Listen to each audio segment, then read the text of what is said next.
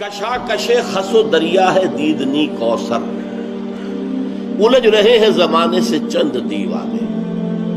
کسی بھی انقلابی تحریک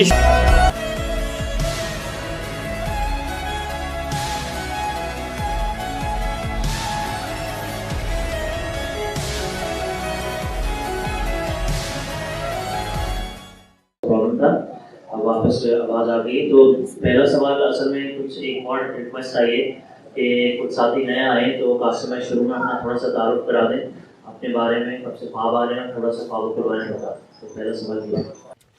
بسم اللہ الرحمن الرحیم، السلام علیکم۔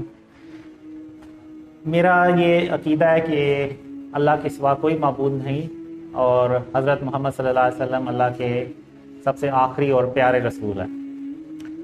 اور یہ جو ڈریمز ہیں، مجھے ایک بچپن میں خواب آیا تھا جب میں 5 سال کی عمر کا تھا، اور اس کے بعد جب میں 13 سال کا تھا اس وقت میں نے اللہ اور محمد صلی اللہ علیہ وسلم میرے خواب میں پہلی بار آئے۔ تو اس کے بعد جب میں 17 سال کا ہوا تو اس کے بعد جب یہ جو ڈریمز کا سلسلہ شروع ہوا تو یہ آج تک چلتا آ رہا ہے، اور یہ ڈریم کا سلسلہ جو ہے نا کبھی رکا نہیں ہے۔ یعنی اگر آپ یہ کہیں کہ میں دوپہر کے ٹائم بھی کوئی آدھے گھنٹے کے لیے بھی سو گیا ہوں تو مجھے کوئی نہ کوئی ڈریم ضرور آئے گا۔ اس میں ہوتا یہ کہ جو رینڈم ڈریمز ہوتے ہیں یہ تو بھول جاتے ہیں مجھے، یعنی اٹھتے ساتھ ہی وہ بھولنا شروع ہو جاتے ہیں، لیکن انہی میں پھر ایسے ڈریمز آتے ہیں جس میں اللہ یا محمد صلی اللہ علیہ وسلم آتے ہیں، یا پھر اینڈ آف ٹائم سے ریلیٹڈ ڈریمز آتے ہیں، یا پھر World War III، غزوہ ہند، مسلمان کیسے اپنی حالت بدل سکتے ہیں، اور آخر ہم کیا ایک ایسا عمل جس کو ہم بھول چکے ہیں اور جو اللہ کے نزدیک جس کی کوئی معافی نہیں ہے، یعنی شرک، اس کو یعنی ہم نے اس ماڈرن جو دور چل رہا ہے اس میں ہم نے اس شرک کو پہچان نہیں چھوڑ دی ہے، بلکہ اس چیز کو اب ہم یعنی اپنے گھروں کی ڈیکوریشن، آرائش، ایون ہاؤسنگ سوسائٹیز، وہاں پہ اس کو سجانا شروع ہو گئے ہیں، اور ہمیں یہ پتہ ہی نہیں چلتا کہ یہ جو عمل ہم کر رہے ہیں یہ بیسیکلی شرک ہے۔ اور شرک وہ گناہ ہے جس کے بارے میں اللہ نے قرآن میں یہ ارشاد فرمایا کہ اللہ جس کے چاہے گا قیامت کے دن اس کے گناہ بخش دے گا، لیکن شرک کبھی معاف نہیں کرے گا۔ اور یہ چیز اللہ نے مجھے خوابوں میں بہت بار بتائی، اور ایک خواب میں اللہ نے مجھے یہ بتایا کہ قاسم، یہ دنیا اس سے پہلے اتنی شرک سے بھری کبھی نہیں تھی جتنی یہ آج شرک سے بھری ہوئی ہے۔ پھر اس کے بعد اللہ نے مجھے جو ایگزامپلز ہیں وہ بھی بتائیں کہ شرک ہے کیا۔ تو پھر جب اللہ نے مجھے بتایا تو میں تو خود یعنی پریشان ہو گیا کہ میں تو خود یہ عمل کئی سال سے کر رہا ہوں، مجھے پتہ ہی نہیں چلا۔ اس میں یہ ہے کہ جو بھرے شرک ہیں اس میں تو اسٹیچوز یعنی جو بت بنا کے ہم رکھ لیتے ہیں، ہاؤسنگ سوسائٹیز میں سجا لیتے ہیں، اپنے گھروں کے سامنے جو گملے بنے ہوتے ہیں وہ ہیں، ڈیکوریشن پیسیز ہیں جو مختلف جانوروں کی شکل میں ہیں، اور اکثر آپ نے دیکھا ہوگا وہ ہرن لگا دیتے ہیں دیوار پہ اس کا سر، وہ بھی شرک ہے سارا۔ یعنی اور اس کے علاوہ اگر آپ دیکھیں تو جو مزاروں پہ جا کے لوگ سجدے کرتے ہیں، منتیں مانگتے ہیں، یہ بھی سب فارم آف شرک ہے۔ اور جو تصویریں ہم گھروں میں لگا دیتے ہیں، یعنی وہ تصویریں جو فزیکل ہیں، ایک تو یہ ہے نا کہ ڈیجیٹل ہے، ابھی ہم نے خود یہ فوٹو سیشن تصویریں بنوائی ہیں اور ویڈیو بھی بن رہی ہے، تو یہ ایک ڈیجیٹل ہے۔ اس کا یعنی آپ کہہ لیں کہ یہ کوئی فزیکل فارم نہیں ہے، بس ایک ڈیجیٹل عکس ہے کہ جب آپ موبائل کی سکرین آف کرتے ہیں، کمپیوٹر آف کرتے ہیں تو سب ڈیٹا میں کنورٹ ہو جاتا ہے، یعنی اس کا وجود ختم ہو جاتا ہے۔ لیکن جو تصویر دیوار پہ لگی ہوئی ہے، یہ ہم ساری لائٹیں بند کر کے بھی یہاں سے چلے جائیں گے نا تو اس کا وجود وہاں پہ موجود رہے گا، تو یہ فارم آف شرک ہے۔ ایک ڈریم میں ایون اللہ نے مجھے یہ بھی بتایا تھا کہ قاسم اگر تم نے تصویروں کو ہی دیکھنا ہے تو ہندو بھی تصویروں کو ہی دیکھتے ہیں، تو تم میں اور ان میں پھر فرق ہی کیا رہ جاتا ہے۔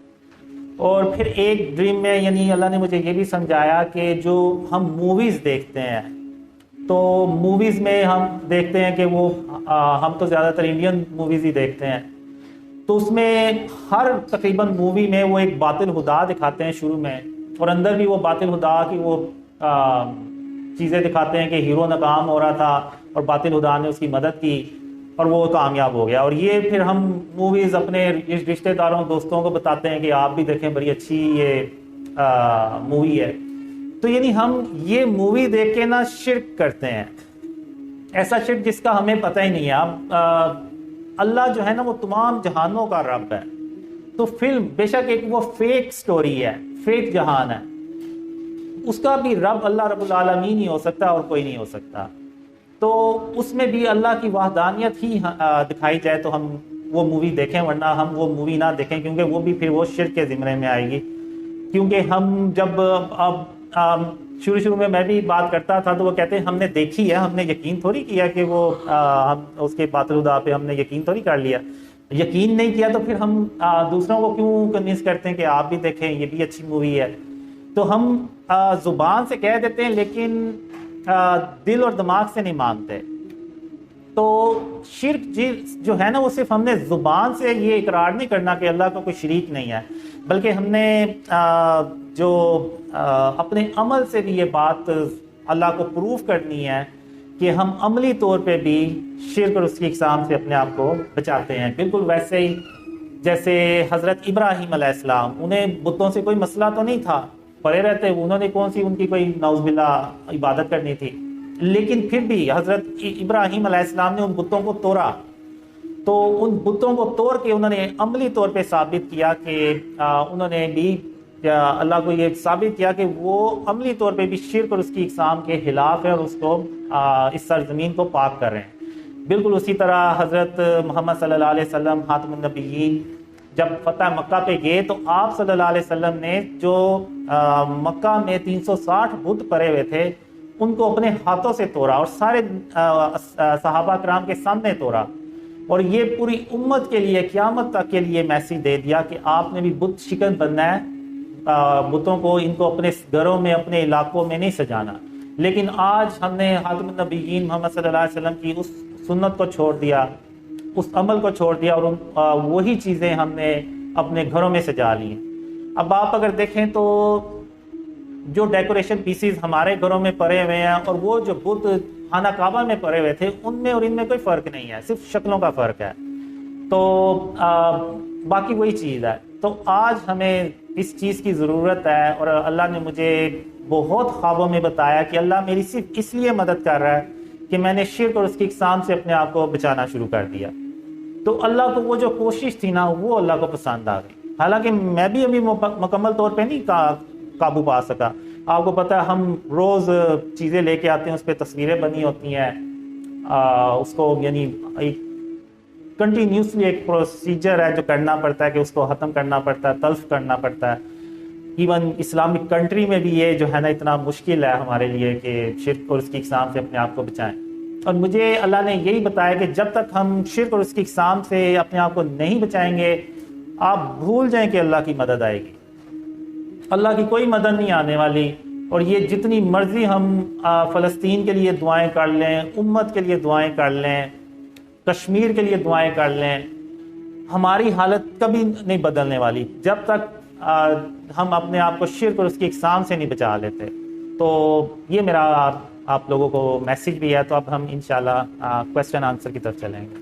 اچھا جی، پہلا سوال جو ہے کہ کلثوم سعید کی طرف سے ہے، اور کلثوم سعید نے پوچھ لی ہے کہ ورلڈ وار 3 کے متعلق جو خواب محمد قاسم نے دیکھے ہیں اور مسلمانوں کے عروج کے دور کب اور کہاں سے شروع ہوگا، اور کیا مسجد الاقصی گرا دی جائے گی یا مسلمان مسجد الاقصی کو آزاد کروا لیں گے؟ ورلڈ وار 3 یا غزوہ ہند آپ کہہ لیں، جو میں نے ڈریمز میں دیکھا ہے کہ ابھی پچھلے سال جو میں نے ڈریم میں دیکھا تھا کہ جب چھوٹی جنگیں شروع ہو جائیں اور وہ بھری جنگوں میں کنورٹ ہو جائیں تو وہ پھر یعنی ورلڈ وار 3 کی طرف جاتی ہے بات. اور جو ڈریمز میں آیا تھا وہ یہی ہے کہ جو اسرائیل ہے نا، سب سے پہلے تو وہ فلسطین کے ایریے میں کاروائیاں کرتا ہے، اور فلسطین کے ایریے میں ایک اہم جگہ پہ وہ ایک عمارت بنانا شروع کر دیتا ہے. تو جب وہ عمارت بنانا شروع کرتا ہے تو مسلمان صرف احتجاج ہی کر سکتے ہیں، اس کے علاوہ وہ کچھ بھی نہیں کر سکتے. پوری دنیا میں احتجاج ہوتا ہے لیکن وہ کچھ نہیں کر پاتے. اب واللہ عالم، ہو سکتا ہے کہ یہ مسجد اقصیٰ کی جگہ پہ وہ کچھ کوئی ایسی بلڈنگ بنائے جس کی وجہ سے وہ پوری دنیا کے مسلمان احتجاج کرتے ہیں، لیکن کر کچھ نہیں پاتے. اور وہ جب بلڈنگ بن جاتی ہے تو اس کے بعد میں دیکھتا ہوں کہ اس کی بیس میں ایک دھماکہ ہوتا ہے، اور وہ دھماکہ ایسا ہوتا ہے کہ اس سے کے نتیجے میں نا ایک ڈسٹ سٹورم اٹھتا ہے جو ایسے چاروں طرف پھیلتا ہے، اور وہ اتنا شدید طوفان ہوتا ہے کہ اس میں آپ کہہ لیں کہ عرب کنٹریز کی جو بڑی بڑی عمارتیں ہیں نا وہ تباہ ہوتی ہیں. اس میں بہت سارے ملک اس میں اس کی زرد میں آتے ہیں. ایجپٹ آتا ہے، سوڈان، سعودی عرب، سیریا، عراق، ادھر سے آپ دبئی، قطر، یعنی یہ سارے جو عرب کنٹریز ہیں نا وہ اس کی زرد میں آتے ہیں. اور ایک ڈریم میں نے دیکھا کہ وہ کاروائیاں کرتے ہیں، پھر اسرائیل کاروائی کرتا ہے، پھر رشیا بھی جو ہے نا وہ پروکسی وارز کے تھرو وہاں پہ گروپ بندی کرتا ہے، اور وہاں پہ وہ ہانہ جنگی ٹائپ ماحول شروع ہو جاتا ہے.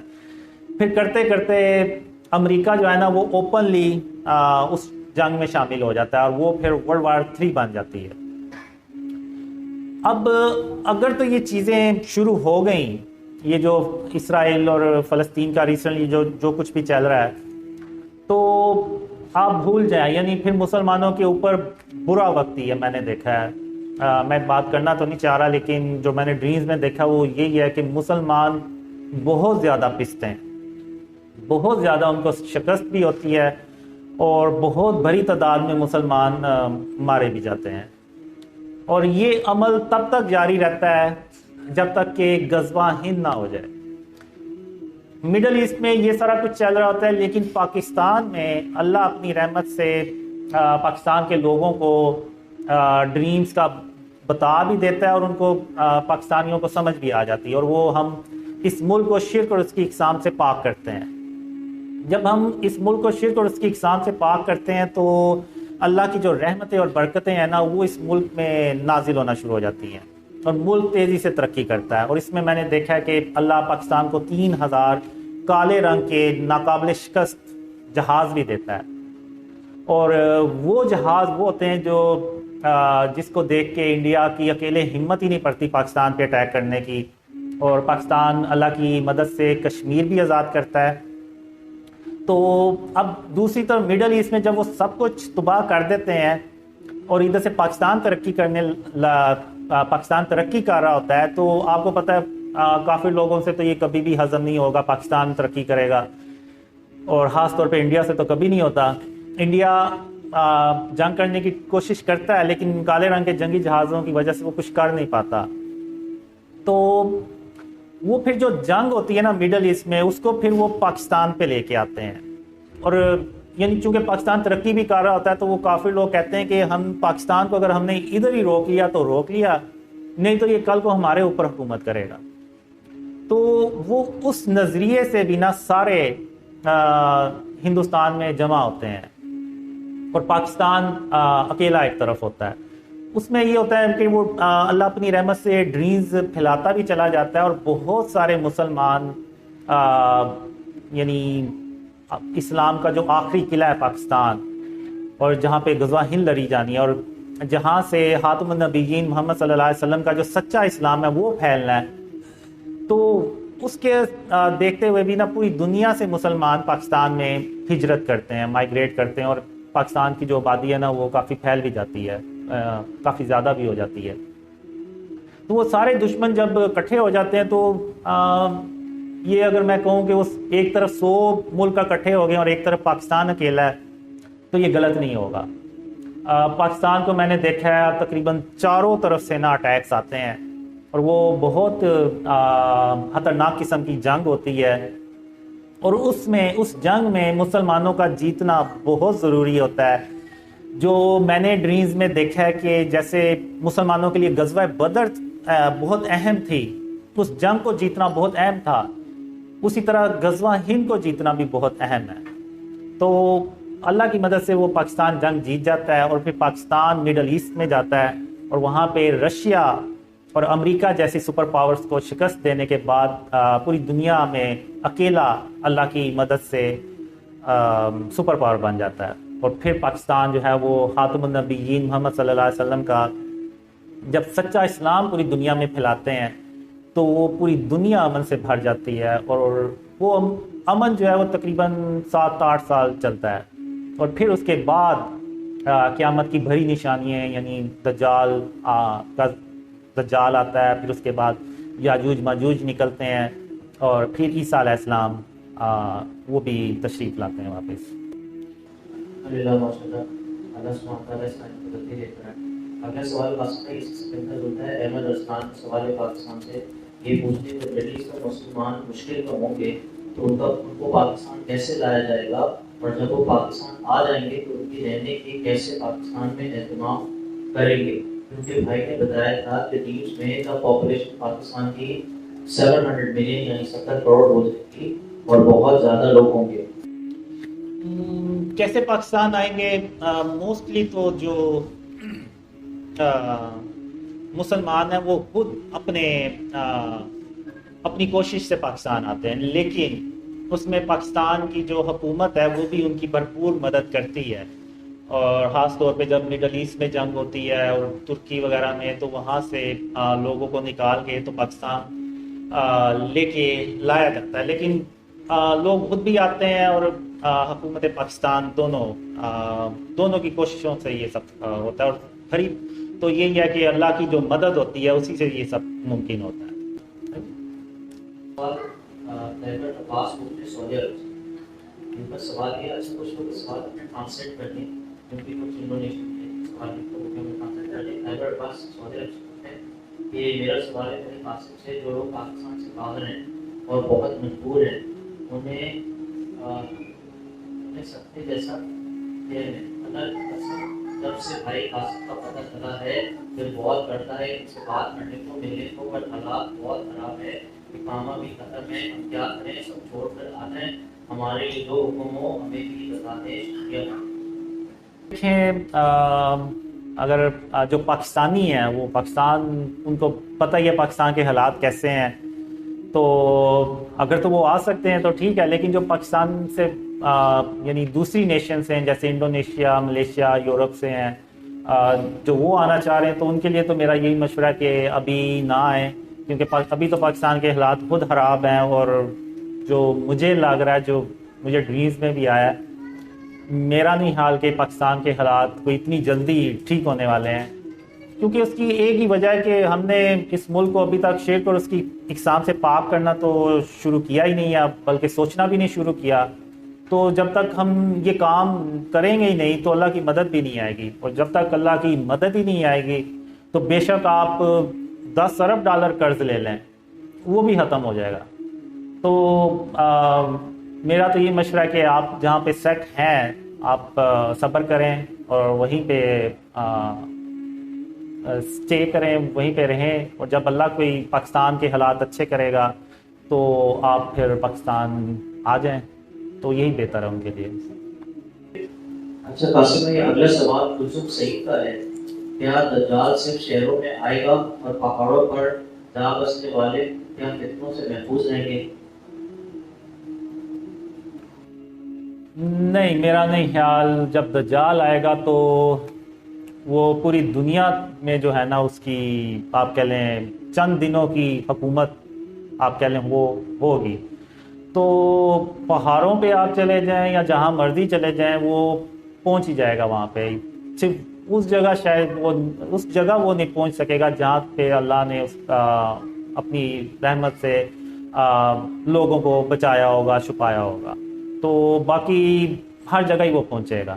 قاسم بھائی اگلا سوال یہ ہے، اور یہ سوال پوچھنے والے ہیں حسین، یہ پوچھتے ہیں قاسم بھائی کے خوابوں کے مطابق دجال پہلے ایک مذہبی شخص ہوگا اور شیطان اس کی مدد بھی کر رہا ہے طاقتیں حاصل کرنے کے لیے، تو اس کا مجھے سمجھ نہیں آیا کہ وہ مذہبی بھی ہے اور شیطان اس کی مدد بھی کر رہا ہے، بیک وقت اس کا بتا دیں تھوڑا۔ دجال جو ہے وہ میں نے اپنے ڈریمز میں یہی دیکھا ہے کہ وہ ایک نیک اور پرہیزگار شخص ہوتا ہے، پہلے ہوتا ہے، جس لائک آپ دیکھیں اگر جیسے شیطان تھا ابلیس، وہ بھی پہلے بڑا نیکوکار تھا اور صرف ایک عمل کی وجہ سے وہ شیطان بن گیا، تو دجال بھی واقعی وہ میں نے اپنے ڈریم میں نیک ہی دیکھا ہے. ایون اللہ مجھے مثالیں دیتا تھا کہ تم بھی ویسے بنو, تو میں ویسا بن نہیں پا رہا تھا جس طرح کہ اللہ چاہ رہا تھا کہ میں اس طرح کا ہو جاؤں. تو لیکن ایسا کچھ ہوتا ہے جس کی وجہ سے وہ جو دجال ہے وہ میرا مذاق اڑاتا ہے, یا اس طرح سے کچھ عمل وہ کرتا ہے جس کا اللہ کو سخت ناپسند آتا ہے اس کا یہ عمل. تو وہ جو ہے نا وہ پھر اسی طرح ہی جیسے شیطان غلط راستے پہ چلا جاتا ہے, وہ بھی پھر اس غلط راستے پہ چلا جاتا ہے. اس کو جو پاورز ملتی ہیں اس کو وہ پھر شیطانی طریقے سے اس کو اپ گریڈ کرتا ہے, اور شیطان خود اس کی رہنمائی بھی کرتا ہے ان پاورز کو اپ گریڈ کرنے میں. اور اس کے پاس ایسی پاورز ہوتی ہیں کہ ایک ڈریم میں مجھے اللہ نے بتایا کہ جو ہم موویز میں دیکھ سکتے ہیں نا, دجال ان کو ریالٹی میں کر سکتا ہے. تو اتنی زیادہ اس کے پاس پاورز ہوتی ہیں. تو اس طرح واقعی وہ میں نے ڈریمز میں دیکھا کہ وہ واقعی نیک انسان ہوتا ہے لیکن بعد میں نہیں ہوتا. اور مجھے 2003 سے لے کے 2005 تک بہت زیادہ ڈریمز آئے جن میں یعنی اینڈ آف ٹائم سے ریلیٹڈ سارے وہ ڈریمز تھے, جن میں یاجوج ماجوج آ رہی ہے, ہم ٹرین پہ عیسیٰ علیہ السلام سے ملنے جا رہے ہیں, دجال باہر آ رہا ہے. لیکن اللہ نے کبھی اس کو دجال کہہ کے نہیں تھا بلایا. یعنی مجھے ڈریم میں پتہ چلتا تھا کہ وہ دجال ہے, لیکن اللہ نے کبھی نہیں تھا کہا. تو اس لیے اگر آپ نے دیکھا ہو تو میں نے جب شروع میں اپنی ویڈیوز شیئر کی تھی نا ٹیکسٹ فارم میں, گرین سکرین اور اس کے اوپر وہ ٹریکس جو ہے نا وہ سکرول کرتا ہے اوپر کی طرف, تو اس میں نے اس کو ایک پاورفل مین لکھ کے تو مینشن کیا ہوا ہے, کیونکہ اللہ نے مجھے کنفرم ہی نہیں تھا کیا کہ یہ واقعی دجال ہے. تو گرمیوں میں اگست 2015 میں اللہ نے مجھے پہلی بار ایک خواب میں اللہ نے اس کو دجال کہہ کے بلایا تھا کہ قاسم دجال 4 گھنٹوں کے لیے بے ہوش ہو گیا, تو 4 گھنٹوں کے بعد وہ ہوش میں آ جائے گا تو تم یہاں سے بھاگ جاؤ. تو وہ پہلا ڈریم تھا جس میں اللہ نے اس کو دجال کہہ کے بلایا تھا. اور اس کے بعد جتنی بھی میں نے ویڈیوز بنائی اور جتنا بھی میں نے جب بھی اس کا ذکر کیا تو اس کو میں نے دجال کہہ کے ہی بلایا تھا. تو یعنی اس سے یہ ظاہر ہوتا ہے کہ شاید اس وقت وہ اس غلط راستے پہ نکل چکا تھا, تبھی اللہ نے اس کو دجال کہہ کے بلایا. جی قاسم بھائی, یہ سوال ہے سوالیہ گجرات انڈیا سے. ان کا سوال یہ ہے کیا انڈین مسلمانوں کے لیے کوئی پیغام ہے, اور کیا امت مسلمان کی عورتوں کے لیے کوئی خاص پیغام ہے, کیا عورتیں جنگ میں حصہ لے سکتی ہیں؟ جی, اب اس میں یہ ہے کہ انڈیا کے جو مسلمان ہیں انہیں اینڈ آف ٹائم سے ریلیٹڈ حدیثوں کو ضرور پڑھنا چاہیے, اس پہ عمل بھی کرنا چاہیے, کیونکہ جو پاکستان ہے نا یہیں سے خاتم النبیین محمد صلی اللہ علیہ وسلم کا جو سچا اسلام ہے وہ پھیلے گا.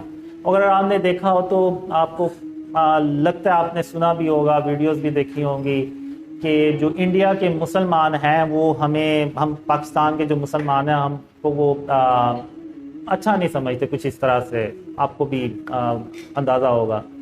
تو میں ان سے یہی کہوں گا کہ مسلمان جہاں کہیں بھی ہیں وہ سب بھائی ہیں, چاہے وہ ہندوستان میں رہ رہے ہوں, چاہے وہ پاکستان میں رہ رہے ہوں, چاہے وہ افغانستان میں ہوں, انڈونیشیا, ملیشیا, یورپ, امریکہ, جہاں کہیں بھی ہوں, افریقہ کے کسی ملک میں ہوں, سب ہم بہن بھائی ہیں, سب مسلمان ہیں. تو ہمیں کسی کے خلاف کوئی کینہ اور بغض نہیں رکھنا چاہیے, اور اس چیز کو سمجھنا چاہیے کہ جو پاکستان ہے اس کو آپ کہہ لیں کہ اللہ نے خود بنایا ہے اس ملک کو, اور اسی ملک سے اللہ ساری برائیاں ختم بھی کرے گا اور اپنی رحمتیں اور برکتیں بھی نازل کرے گا, اور یہیں سے خاتم النبیین محمد صلی اللہ علیہ وسلم کا سچا اسلام پوری دنیا میں پھیلائے گا. تو میں انڈیا کے مسلمانوں سے یہی کہوں گا کہ وہ ان خوابوں پہ بھی غور کریں, اور پاکستان کی جو اہمیت ہے اس کو بھی اس پہ بھی غور و فکر کریں. اور باقی جو بات رہی کہ کیا خواتین جنگوں میں شامل ہو سکتی ہیں, بالکل ہو سکتی ہیں. اگر آپ دیکھیں تو پاکستان آرمی میں فیمیلز بھی ملیں گی آپ کو, ایون جہاز اڑانے یہ جو جیٹ فائٹرز ہیں اس میں بھی فیمیلز پائلٹس آپ کو نظر آئیں گی. اور اگر آپ پرانی جنگیں دیکھیں مسلمانوں کی تو اس میں بھی خواتین جنگوں میں حصہ لیتی تھیں, جو زخمی ہو جاتے تھے یا اس طرح سے ان کو کھانا پینا. تو اور خواتین جو ہیں یہ آبادی کا تقریباً 50% حصہ ہوتے ہیں. تو اس یعنی ہمیں اگنور نہیں کرنا چاہیے, اور ان کا جو اسلام میں جو رتبہ ہے وہ ہمیں اس پہ یعنی ان کو اسی رتبے پہ رکھنا چاہیے. سوال کہانیاں روڈ پر پڑھی سے جب مسجد اکثر گرائی جائے گی تو حضرت عیسیٰ علیہ السلام کہاں پر؟ اصل میں ایکچولی میں نے مسجد اقصیٰ کو یعنی شہید ہوتے نہیں دیکھا اپنے ڈریمز میں, لیکن میں وہی 2 ڈریمز کی بات کروں گا کہ جس میں نے دیکھا کہ اسرائیل مسلمانوں کی جگہ پہ کوئی بلڈنگ بناتا ہے اور مسلمان صرف احتجاج کر سکتے ہیں اور اس کے علاوہ کچھ بھی نہیں. تو وہی میں نے دیکھا ڈریم میں. تو عیسیٰ علیہ السلام تب آئیں گے جب دجال آ چکا ہوگا اور یاجوج ماجوج باہر نکل رہے ہوں گے, تب عیسیٰ علیہ السلام آسمان سے اتریں گے. تو اس سے پہلے جنگیں ہوں گی, World War III, غزوہ ہند, اور پھر دوبارہ وہ جو مسلمان اپنے کھوئے ہوئے علاقے ہیں وہ واپس لیں گے, امن آئے گا, خوشحالی آئے گی تقریباً 7 سال. اس کے بعد یہ سارا کچھ ہوگا, یعنی اس کے بعد عیسیٰ علیہ السلام آئیں گے. تو میرے خیال سے اس وقت عیسیٰ علیہ السلام ابھی تشریف نہیں لے کے آئے ہوں گے. سوال انہی کا ہے اور یہ انڈونیشیا سے پوچھ رہے ہیں. میں پوچھنا چاہوں گا کہ قاسم بھائی نے آپ کو انڈونیشیا کا خواب دکھایا تھا, خاص طور پر مشہور انڈونیشیا کے علماء یا استاد جنہوں نے بھائی قاسم کے خواب پر یقین کرنا شروع کیا, اور جناب برادر قاسم کو انڈونیشیا کے سیاسی حالات دکھائے گئے. 2024 میں انڈونیشیا میں انتخاب ہوں گے. اچھا, اب جو انڈونیشیا ملیشیا سے ریلیٹڈ ڈریمز ہیں وہ کچھ ہیں. اس میں پرانے ڈریمز یہ ہیں کہ میں جاتا ہوں گاڑی پہ جاتا ہوں. پہلے میں بنگلہ دیش جاتا ہوں, پھر اس کے بعد ملیشیا, پھر اس کے بعد انڈونیشیا. اس طرح کے 2-3 ڈریمز ہیں. ایک ڈریم مجھے آیا تھا جب عمران خان کی حکومت چلی گئی تھی پچھلے سال 15 اپریل 2022 کو. اس میں یہ کہتا ہوں کہ میرے جو خواب ہیں وہ عمران خان سے ریلیٹڈ بالکل ویسے ہی سچے ہوئے ہیں جیسے کہ اللہ نے مجھے خوابوں میں دکھایا تھا. تو اور پھر اسی ڈریم میں میں کہتا ہوں کہ عمران خان ارلی الیکشن کروانے میں بھی کامیاب نہیں ہو سکیں گے. پھر اس کے بعد میں آگے جاتا ہوں تو وہاں پہ مجھے کچھ علماء ملتے ہیں اراؤنڈ دا ورلڈ, لیکن ان میں انڈونیشیا ملیشیا کے جو علماء ہوتے ہیں ان کی تعداد زیادہ ہوتی ہے. تو پھر میں کہتا ہوں کہ اللہ کی انہوں نے نشانیاں دیکھ لی ہیں, یعنی جو خواب میرے عمران خان سے ریلیٹڈ سچے ہوئے ہیں وہ ان سب علماء نے دیکھ لی ہیں. اب اس کے بعد بھی اگر یہ حق کو چھپائیں گے تو یہ یعنی زیادتی کریں گے, ان کو ایسا نہیں کرنا چاہیے. تو پھر اس کے بعد میں دیکھتا ہوں علماء جو انڈونیشیا ملیشیا سے ہیں وہ اس پہ زیادہ بلیو بھی کرتے ہیں اور اس بات کو آگے پھیلاتے بھی ہیں کہ قاسم کے جو خواب ہیں یہ عمران خان سے ریلیٹڈ سچے ہوئے ہیں. تو قاسم میں جو وہ خواب ہیں جو دوسرے یعنی پاکستان کی خوشحالی سے ریلیٹڈ, اسلام کی سربلندی سے ریلیٹڈ, وہ بھی سچے ہوں گے. پھر بس اینڈ میں یہی ہوتا ہے کہ میں اپنے گھر کے باہر ہوتا ہوں اور کافی لوگ ارد گرد جمع ہوتے ہیں, جیسے وہ کوئی سننے کے لیے آئے کہ جیسے کوئی اسپیچ ہے یا اس طرح کی کوئی چیز ہے. تو بس وہ یہ ایک ڈریم تھا.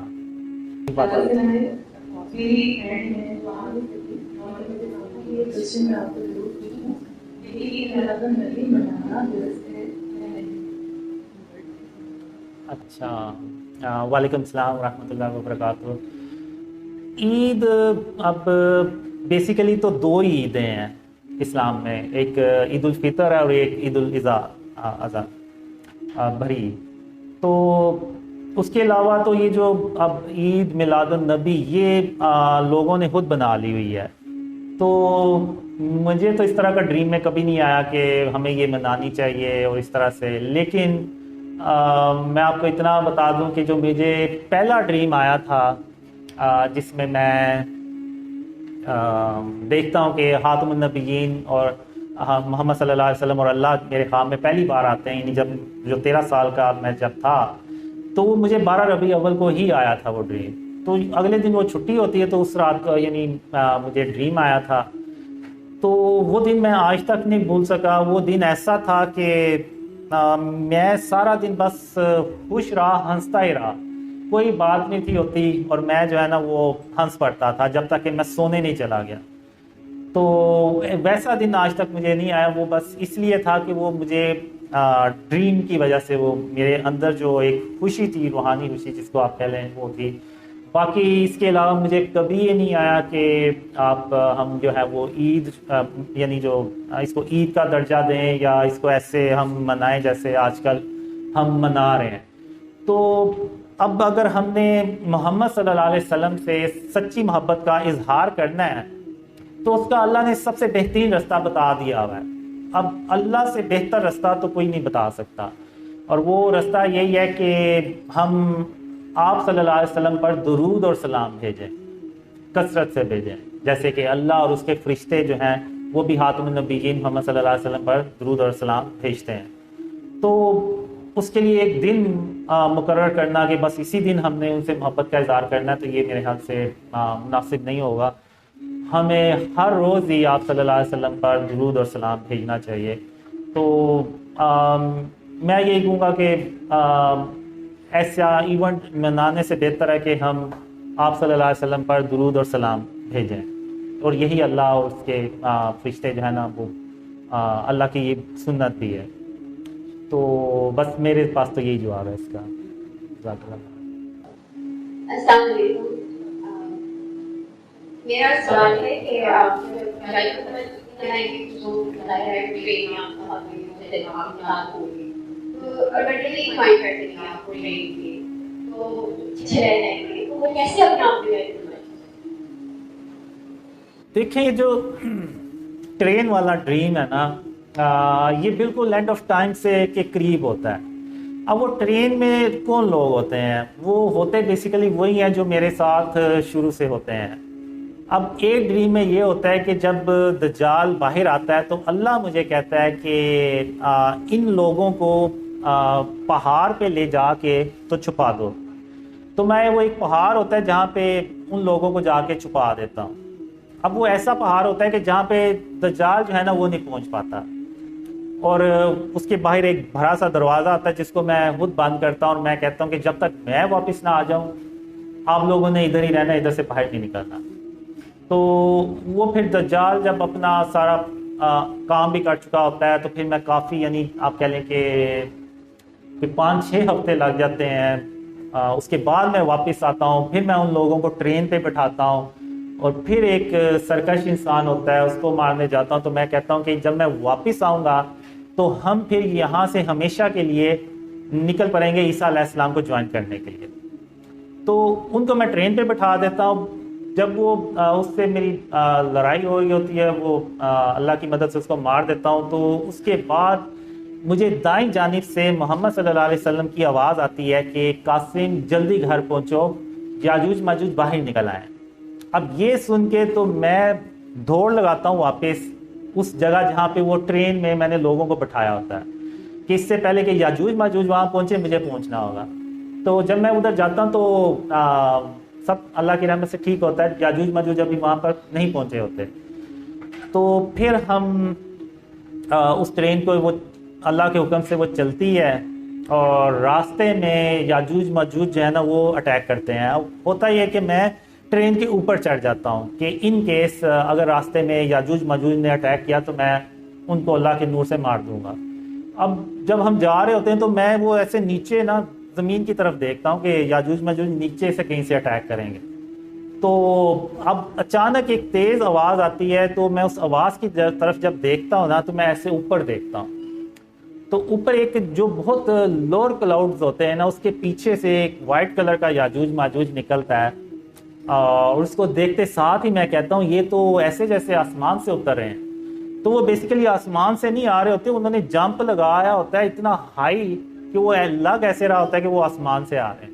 تو وہ پھر میں ان کو اللہ کے نور سے مار دیتا ہوں, اور پھر ہم عیسیٰ علیہ السلام کے پاس پہنچتے ہیں. تو وہ جو لوگ ہوں گے وہ اللہ اپنی رحمت سے جن کو چنے گا وہی وہ ٹرین پہ جائیں گے, اور وہی عیسیٰ علیہ السلام کے ساتھ پھر ملتے ہیں, اور پھر ہم عیسیٰ علیہ السلام کے ساتھ ہی رہنا شروع کر دیتے ہیں.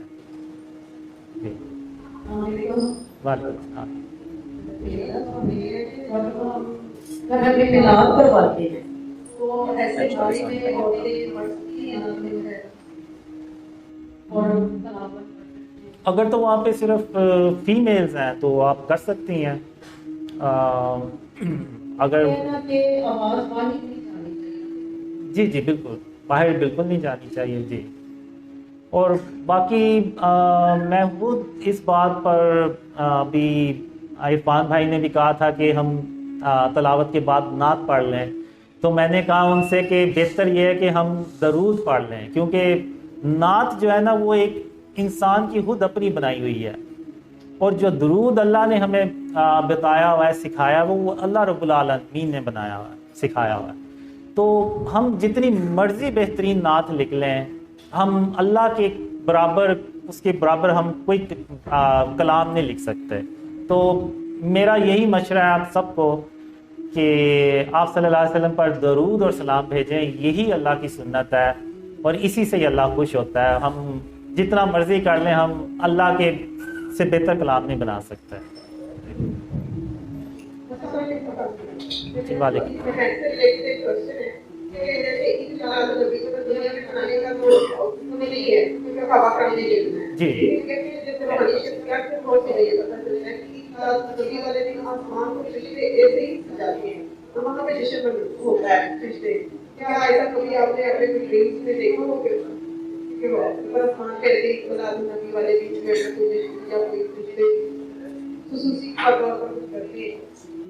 नहीं, मैंने कभी ऐसा ड्रीम में ना देखा है, ना मुझे अल्लाह ने इस तरह से कुछ सिखाया है कि तुम भी ऐसा करो। तो नहीं, मुझे ऐसा कभी नहीं मैं ड्रीम में आया।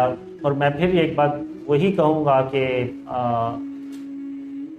एक मैं आपको ड्रीम सुनाता हूँ। उस ड्रीम में ये होता है कि मैं अल्लाह से कहता हूँ कि या अल्लाह, मैं जो है ना वो ऐसा ही हूँ, नमाज पढ़ी नहीं पढ़ी ना पढ़ी, और कोई नेक काम तो मेरे लिए है ही वैसे ही मुश्किल है, तो तू मुझे कोई ऐसा शॉर्टकट बता कि जिससे तू खुश हो जाए और तू मुझे कभी अकेला ना छोड़े। तो अल्लाह ने मुझे कहा कि कासिम, तुम ये 3 काम करते रहो, मेरा तुमसे वादा है कि मैं तुम्हें कभी अकेला नहीं छोड़ूंगा। तुम जहाँ कहीं भी होगे, जिस जहान में भी होगे, मैं तुम्हें कभी अकेला नहीं छोड़ूंगा। तो अल्लाह ने पहला जो अमल बताया मुझे वो ये कि शिर्क और उसकी इकसाम से अपने आप को बचाते रहना। और क्या कासिम, मैं क़यामत के दिन जिसके चाहूँगा गुनाह बख्श दूंगा, लेकिन मैं शिर्क कभी माफ़ नहीं करूँगा। और कासिम, इस गलत फहमी में कभी मत पड़ना कि मैं क़यामत के दिन शिर्क माफ़ कर दूंगा। यानी अल्लाह बहुत बार रिपीट करता है इस चीज़ को। और दूसरा अल्लाह ने मुझे बताया कि सुबह शाम मेरी यानी अल्लाह रब्बुल आलमीन की तारीफ़ के साथ तस्बीह करते रहना। और तीसरा काम अल्लाह ने मुझे ये बताया कि कासिम, मोहम्मद सल्लल्लाहु अलैहि वसल्लम पर दरूद और सलाम भेजते रहना। तुम ये 3 काम करते रहो, मेरा तुमसे वादा है, मैं तुम जहाँ कहीं भी हो, जिस जहान में भी होगे, मैं तुम्हें कभी अकेला नहीं छोड़ूंगा। तो फिर वही यानी ईद मिलाद एक ख़ास दिन मुकर्रर करना नहीं चाहिए हमें रोज़ जब भी याद आए हमें मोहम्मद सल्लल्लाहु अलैहि वसल्लम पर दरूद और सलाम भेजना चाहिए, और ये अल्लाह को बहुत पसंद है। और आप ये देखें कि खातमुन नबिय्यीन मोहम्मद सल्लल्लाहु अलैहि वसल्लम, उनका नाम अल्लाह ने अपने नाम के साथ खुद लिखा है। तो हम यानी अल्लाह का शुक्र अदा नहीं कर सकते कि हम अल्लाह ने हमें मोहम्मद सल्लल्लाहु अलैहि वसल्लम का उम्मती बनाया।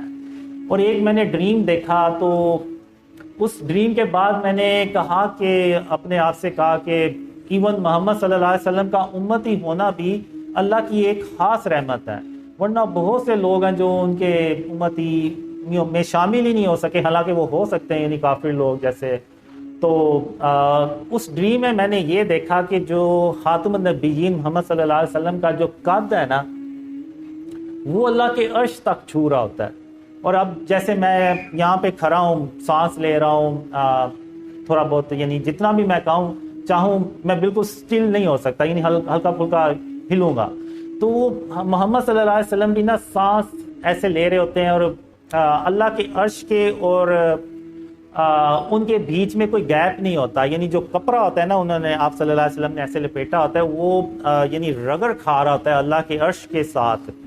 اور اللہ کا جو عرش ہے نا وہ ایسے ہوا میں جھول رہا ہوتا ہے ایسے. تو میں کہتا ہوں کہ یعنی جن نبی کا جو قد ہے وہ اللہ کے عرش کو چھو رہا ہے، اور صرف ان کے سانس لینے کے اللہ کا جو عرش ہے وہ ہوا میں جھول رہا ہے، تو اس سے بڑی یعنی اور کیا کامیابی ہو سکتی ہے. تو پھر میں نے کہا کہ یہ اللہ نے یعنی ہمارے اوپر بڑی خاص رحمت کی ہے کہ ہمیں اپنی رحمت سے ان کا امتی بنایا ہے. تو میں پھر وہی کہوں گا کہ ہمیں آپ صلی اللہ علیہ وسلم پر درود اور سلام بھیجنا چاہیے، اور یہی ان سے سب سے بہتر محبت کا اظہار ہے. جی وعلیکم السلام.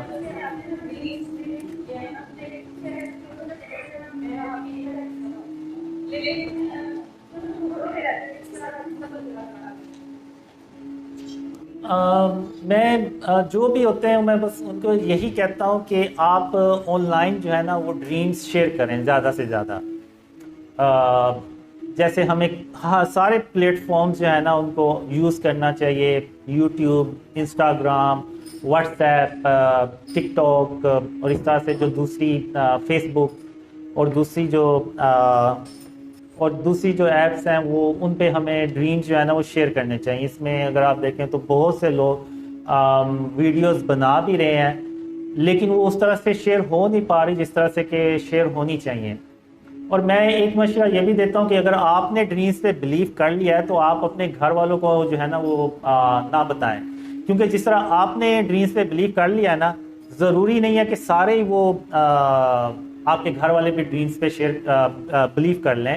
وہ ہوتا یہ ہے کہ پھر وہ گھروں میں اختلاف ہوتا ہے اور پھر بات یہاں تک آ جاتی ہے کہ وہ فورس کیا جاتا ہے کہ جی آپ یہ کام چھوڑ دیں، اس کام سے ہٹ جائیں. تو میرا یہی ہے کہ وہ بجائے اس کے کہ گھر والوں کو بتائیں، آپ خاموشی سے انٹرنیٹ پہ اس کو شیئر کرنا شروع کر دیں، تو وہ زیادہ بہتر طریقہ ہے.